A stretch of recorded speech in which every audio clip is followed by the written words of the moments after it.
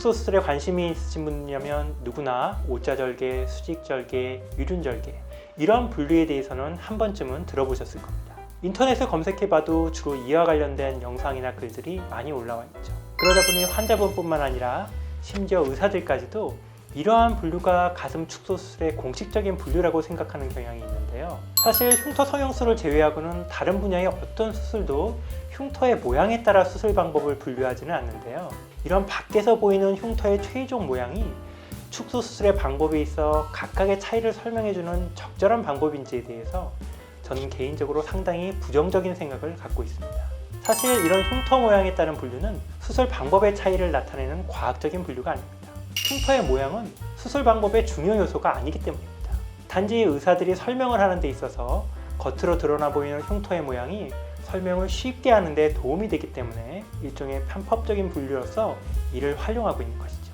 흉터의 차이라는 것은 축소 수술 방법에 있어 근본적인 차이를 나타내는 방법이 아니라 수술의 주요 과정인 유선과 지방을 절제하고 재배치한 후 가장 마지막 단계에서 단지 남는 피부를 어떻게 처리하는가에 관한 아주 지엽적이고 사소한 문제에 불과합니다. 때문에 각각의 수술의 특성과 장단점을 설명할 수 있는 근본적인 방법이라고는 할 수 없는 거죠. 그럼 대체 어떤 요소가 가슴 축소 수술 간의 차이를 만들어내는 진짜 핵심적인 요소일까요? 초기에 생각했던 가슴 축소 수술의 개요는 우선 가슴이 크고 늘어져 있으니까 원하는 부분만 남기고 나머지 부분은 모두 잘라낸다. 그리고 나서 유두와 유륜은 마치 피부 이식을 하듯이 잘라내서 원하는 위쪽 어딘가에 갖다 붙인다. 실제로 이런 방식의 수술을 지금도 일부 사용하고 있습니다. 하지만 이렇게 수술할 경우 떼다 붙인 유두가 피부 이식을 할 때처럼 완전히 생착하여 붙지는 못하는데요. 정확히 얘기하자면 이식한 유두와 유륜의 일부가 붓기는 붓는데 유륜의 색깔이 얼룩덜룩해지거나 유두의 크기가 위축되어 버리는 큰 부작용이 생긴다는 것을 알게 되었습니다. 유두와 유륜은 복합적인 조직이기 때문에 피부 이식처럼 떼다 붙인다고 해서 완전히 생착시키는 것은 불가능했던 것이죠. 그래서 이후 가슴 축소 수술의 발달 과정은 과연 어떤 혈관을 남겨서 이 유두와 유륜을 온전하게 옮길 수 있느냐, 여기에 중점을 두고 발전하게 됩니다.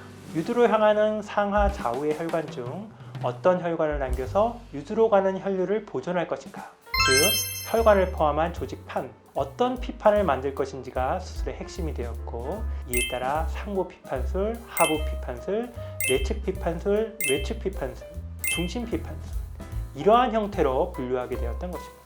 따라서 정확한 가슴 축소 수술의 분류는 이처럼 혈관을 이용하는 방식에 따라 나뉘어지는 것이고, 어떤 혈관을 이용하느냐에 따라 각 수술의 특징과 장단점 또한 달라지게 되는 것입니다. 밖으로 드러난 흉터의 차이는 이러한 수술의 시행 중 단지 남는 피부를 어떻게 처리할 것인가 하는 아주 작은 차이에 불과한 것이죠.